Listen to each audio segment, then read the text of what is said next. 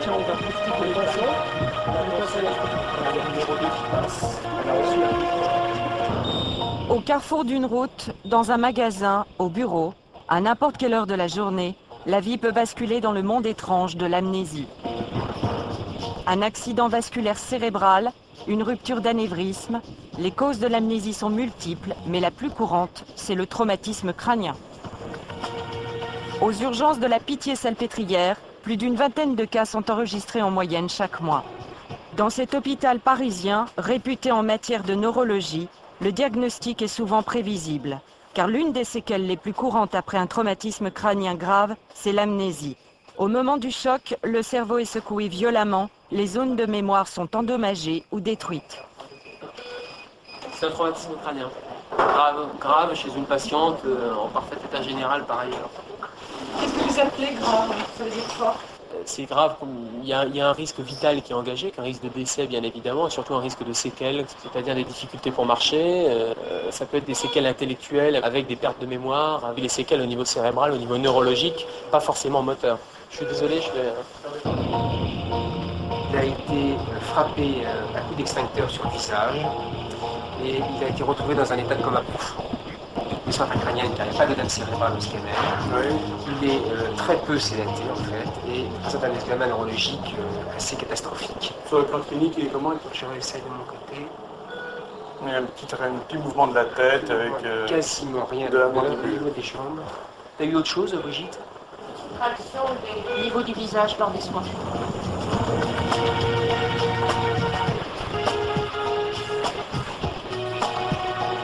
Quand le traumatisme est grave, le cerveau plonge dans un profond sommeil, le coma. Passés les premiers soins d'urgence, la médecine va alors ausculter, guetter sans relâche, le moindre signe d'activité de ce moteur de commande. Car même si on ne peut encore localiser toutes les zones de mémoire dans le cerveau, une certitude demeure. Dès qu'il y a coma, il y a amnésie. Et pour en apprécier l'ampleur, il faut que le cerveau se réveille, revienne à la vie. Et l'absence de lésions, aussi bonne soit la récupération à long terme au plan intellectuel du blessé, le trouble de la mémoire existera. Alors, en savoir exactement l'ampleur, c'est extrêmement difficile, car il faut imaginer que plus les fibres intéressant spécifiquement la mémoire ont été touchées massivement, plus importants seront ces troubles de la mémoire. Cette quantification ne peut être faite qu'à distance du traumatisme.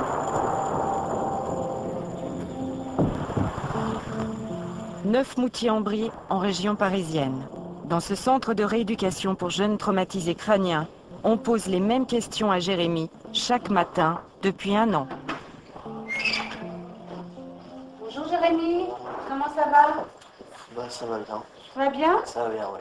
Tu te rappelles ce que tu as comme activité là? Ouais, c'est bon, ça, y a pas de problème. D'accord, qu'est-ce que tu as ce matin? J'ai donc un cours avec Christophe, qui est pour mon prof de maths. Non, les... Ouais, Christophe, c'est un kiné. Non, c'est un professeur de...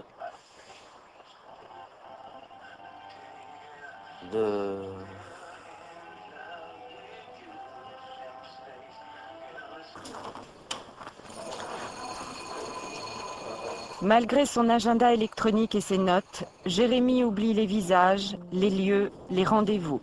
Depuis son réveil du coma il y a 1 an et demi, il ne peut plus planifier une journée ou même une simple matinée.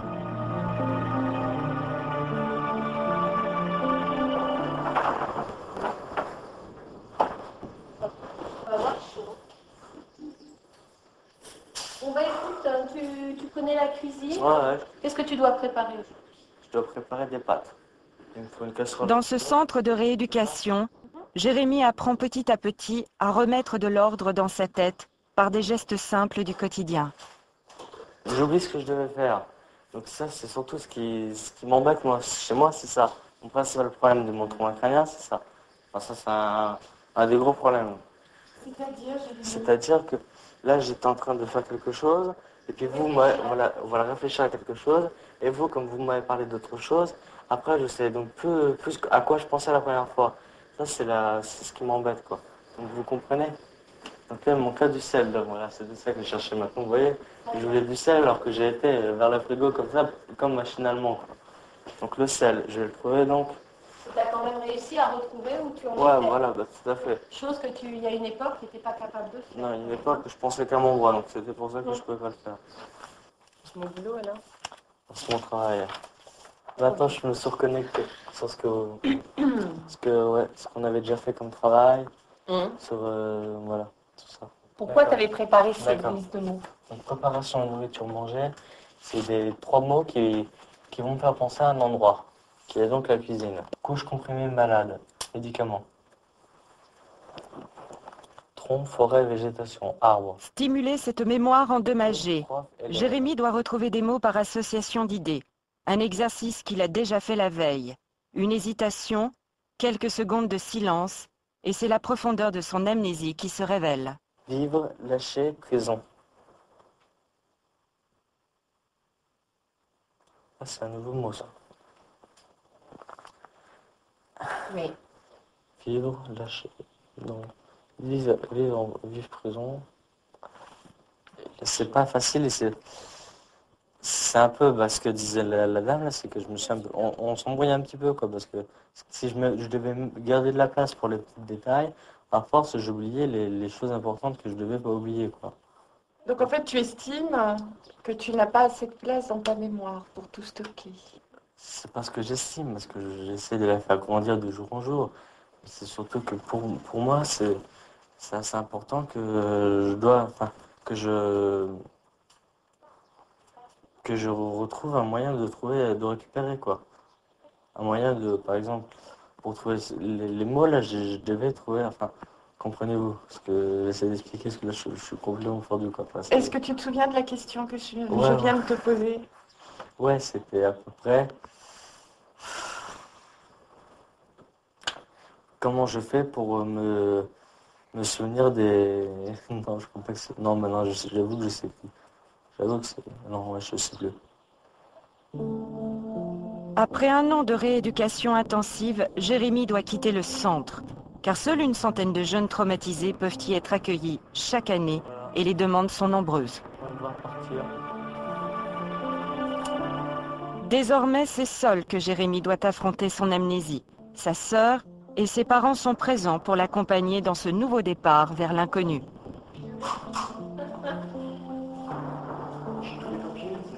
Il y a encore plein de choses. Parce que l'avenir, déjà pour un jeune, c'est dur, mais alors un jeune handicapé, on a peur de l'avenir. Qu'est-ce qu'il va faire? Qu'est-ce qu'il va trouver? On va le découvrir ensemble, mais il y a encore plein de choses à faire. C'est ça le pire, l'avenir. Et puis on est toujours dans le milieu des handicapés et on se rappelle toujours l'accident. Il y en a tout autour de nous et on vit que dedans. Voilà. Ça vous gêne? Ouais, c'est dur.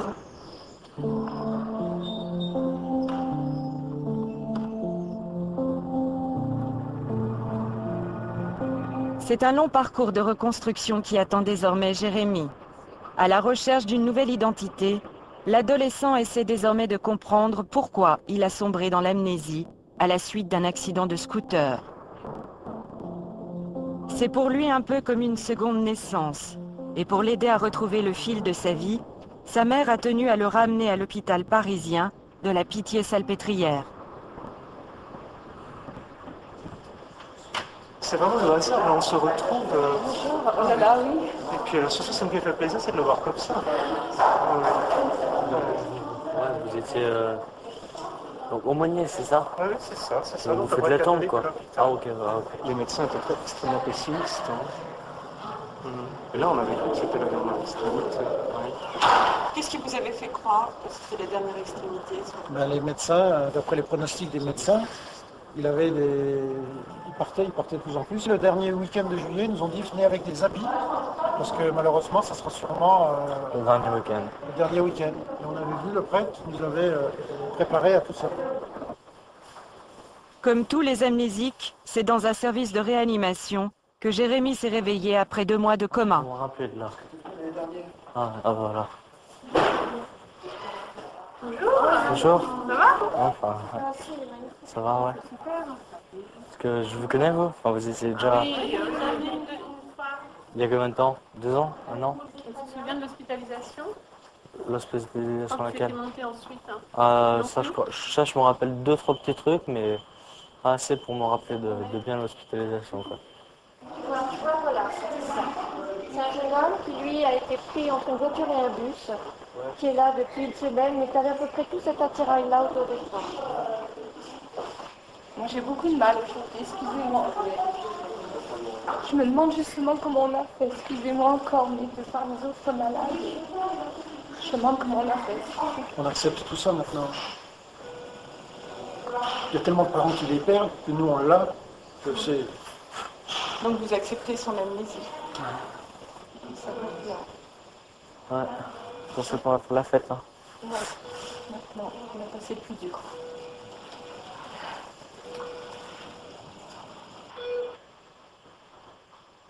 Après des heures, des mois, des années de coma, et c'est toute la violence d'un réveil, d'un retour à la vie.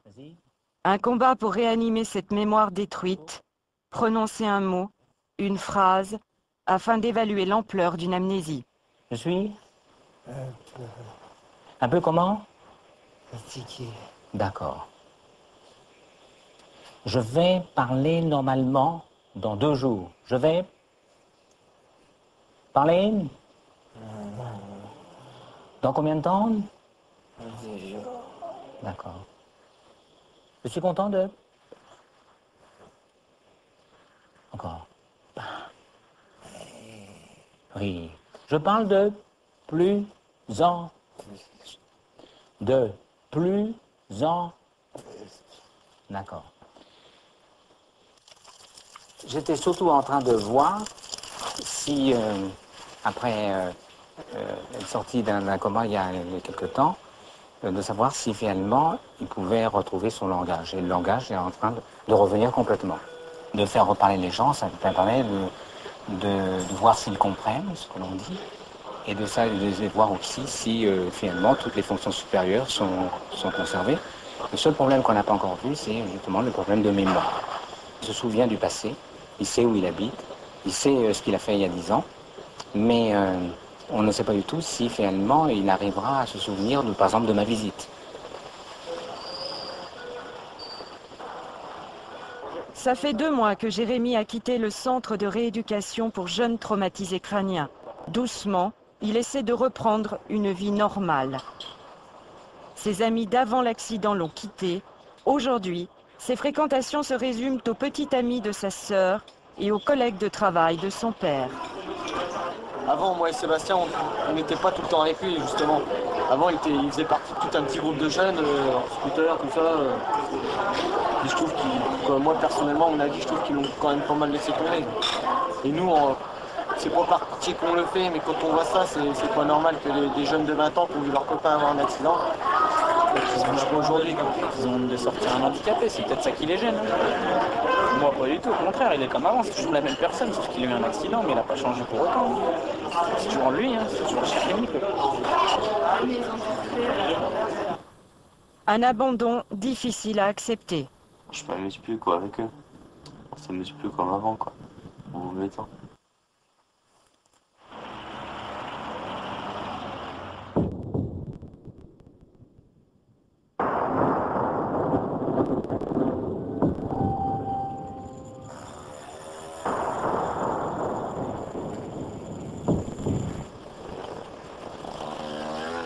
Le scooter de Jérémy était là, il n'avait rien qu'à faire un phare de cassé.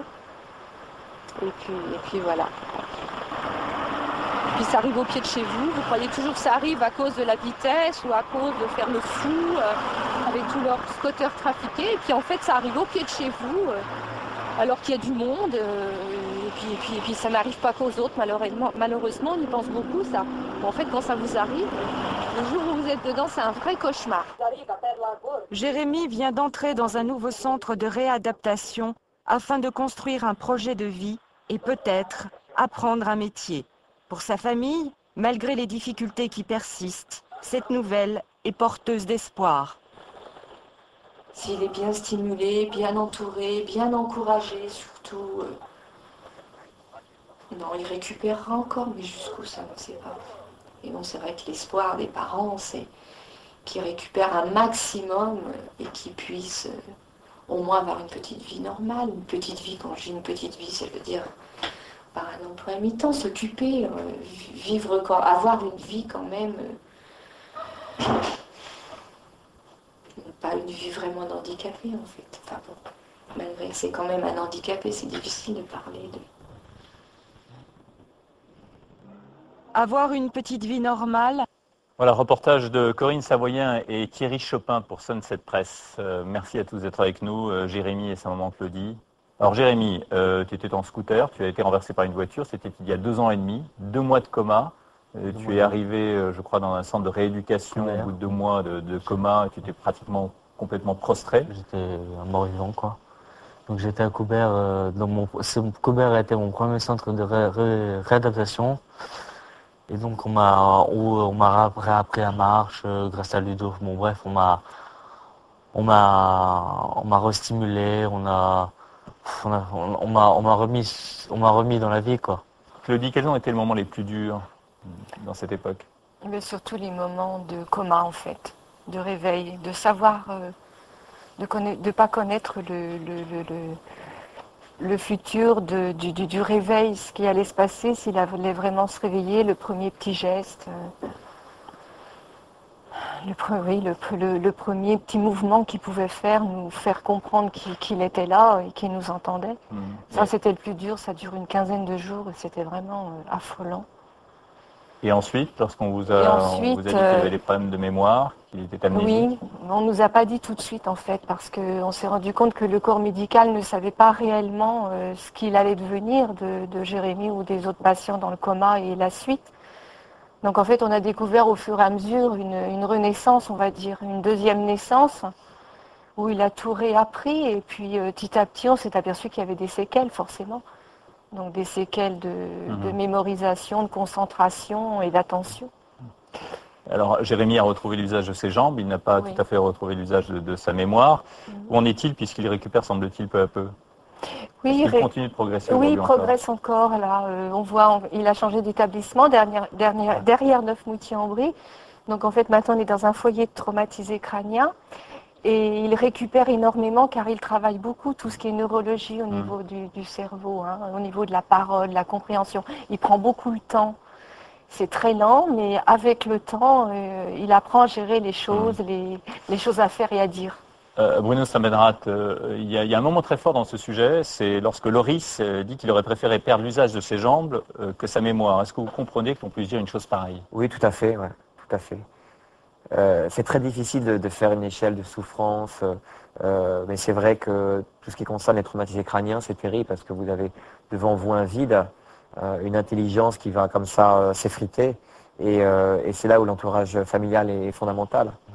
Mais on ne choisit pas toujours son handicap. Marie-Christine Casal, bonsoir. Vous étiez notre invitée l'an dernier lors d'une soirée sur la sécurité routière. Vous êtes, je rappelle, vice-présidente de l'Union nationale des familles traumatisées crâniens. Votre fils a aujourd'hui 19 ans. Oui. Il a été renversé par une voiture, il avait 6 ans, un chauffard qui roulait à 120 km/h en pleine ville. Il a été lui aussi entre la vie et la mort pendant longtemps, pendant des semaines, voire des mois. Il est aujourd'hui donc lourdement handicapé, physiquement, mentalement également. Est-ce qu'il continue, 13 ans pratiquement après cet accident, de faire des progrès lui aussi? Oui. Moi, je peux dire que, bon, bien sûr, les progrès sont les plus rapides dans les 2 années qui suivent, mais Vincent fait toujours des progrès. Parce qu'un traumatisé crânien, il faut tout le temps le stimuler, ne jamais arrêter les stimulations, aussi bien intellectuelles que motrices, parce que les progrès peuvent se faire tout le temps. Et je voudrais quand même vous dire que je vous remercie d'avoir consacré une émission à ce thème, parce qu'il y a longtemps qu'on avait envie. Nous, on avait besoin qu'on en parle parce qu'il faut faire reculer l'ignorance et la méconnaissance de ces lésions au cerveau, des troubles qu'ils entraînent, notamment les troubles de la mémoire. Et puis, je voudrais dire que le reportage, excusez-moi, je vous lance des fleurs, mais le reportage est absolument excellent et j'espère que les gens ont compris que chaque individu est différent, chaque lésion est différente et ça va donc donner des troubles différents. On a vu dans votre reportage quelqu'un qui était aphasique, on a vu Ludovic, c'est son prénom, Jérémy, pardon, qui a d'autres troubles. Chaque personne est différente, donc chaque prise en charge va être très compliquée. Et je voudrais parler spécialement des jeunes enfants et des jeunes adolescents, parce qu'il y a très très peu de prise en charge pour eux, encore moins pour les adultes. C'est très difficile pour les adultes, mais si vous avez un enfant cérébro-lésé, c'est vraiment très compliqué pour les parents de trouver une structure d'accueil. Alors d'où l'importance finalement de la famille, de l'entourage. Alors on a vu Jérémy d'ailleurs dans ce reportage, tu dis que tu as perdu quelques amis à travers cette histoire. Est-ce qu'ils sont vraiment partis? Est-ce que certains sont avec toi, toujours encore? Oui, enfin, pendant la première année, j'ai surtout perdu beaucoup d'amis. Enfin, non, excuse-moi, après mon accident, j'avais toujours quelques amis. Mais après, pendant la deuxième année, ils sont tous partis, quoi. Mais bon. Bruno, vous avez quand même un réseau d'amis composé essentiellement de femmes, d'ailleurs on l'a vu, et ça aide beaucoup. Hein. Oui, mais parce que dans les centres que vous avez fréquentés, il y a aussi des jeunes gens de l'âge de Jérémy qui sont complètement abandonnés par leurs parents et par leur famille. C'est vrai que moi j'ai eu un accident à 35 ans, donc à 35 ans j'avais déjà, ça faisait 20 ans que j'habitais Paris, donc j'avais créé des liens, j'avais quand même une situation sociale et professionnelle. Maintenant j'aurais eu cet accident à 18 ans, à 19 ans, à 17 ans, je sais pas ce qui serait devenu. Mais il y a toujours, je pense qu'il y a toujours de l'espoir et il faut être patient, il faut travailler tous les jours. Marie-Christine? Le problème, c'est que monsieur est paraplégique, si j'ai bien compris, tétraplégique, et ses fonctions intellectuelles, cognitives, comportementales sont intactes. Les problèmes des traumatisés crâniens, c'est que ce n'est plus la même personne et ses fonctions supérieures sont atteintes. Donc ses amis, sa famille ne le reconnaissent plus, ce n'est plus tout à fait la même personne. On dit ni tout à fait le même, ni tout à fait un autre. Et ses amis ne le reconnaissant plus, et puis ils ont des comportements qui ne sont pas toujours adaptés.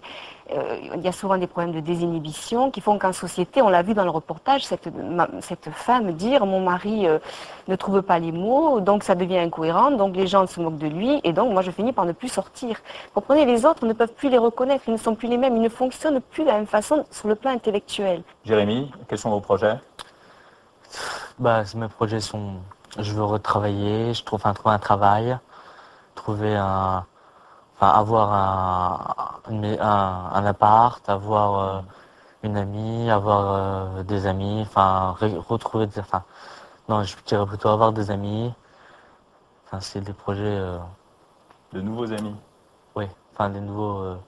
Ouais, c'est ce que je vais dire entre parenthèses. Parce que pourtant, vous vous souvenez de votre vie avant l'accident? Oui, c'est pendant la première année de ma récupération, j'évitais de me rappeler de tout ça parce que ça me donnait c'était trop des bons moments par rapport à ma vie Coubert. C'était trop fort quoi, comme souvenir. Donc j'ai évité de m'en rappeler et je préférais vivre au jour le jour. Et heureusement que j'avais encore quelques cases dans mon cerveau qui pouvaient mémoriser quoi. Merci en tout cas, merci beaucoup Jérémy d'avoir été avec nous avec un moment Claudie. Bruno, je voudrais terminer peut-être par vous. Est-ce que vous avez vraiment fait le deuil de vos jambes? Est-ce que vous espérez pas finalement retrouver leur usage un jour? Et oui, moi je suis plein d'espérance pour l'avenir et je pense qu'on est vraiment au début de la recherche. De toute façon, on fait jamais le deuil, on vit avec, c'est différent. Ouais. Et on vit souvent de manière plus intense. C'est en tout cas la leçon que vous nous avez donnée tous ce soir à travers ces reportages, à travers ces témoignages. Merci beaucoup Claudie, merci à tous. Je rappelle que Bruno Stabenrath a publié donc chez Robert Laffont Cavalcade et j'aimerais également recommander chez Bayard ce livre de Philippe Pozzo di Borgo, Le Second Souffle, qui est un très beau livre, également de la part d'un homme qui a eu un accident de parapente et qui s'est retrouvé tétraplégique après un accident de parapente. C'est une belle leçon de courage et de dignité dans la douleur. C'est la fin de cette émission. Elle a été préparée avec Pascal Lebovici, Marine Vogel et Jean-Marie Tricot, direction d'information des magazines Philippe Laby.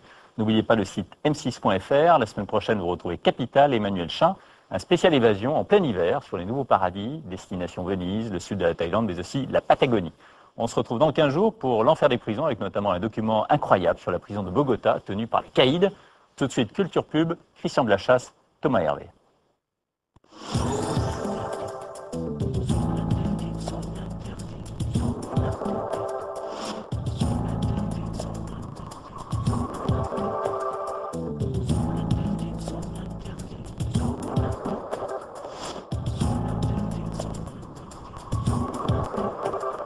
Zone interdite continue sur m6.fr.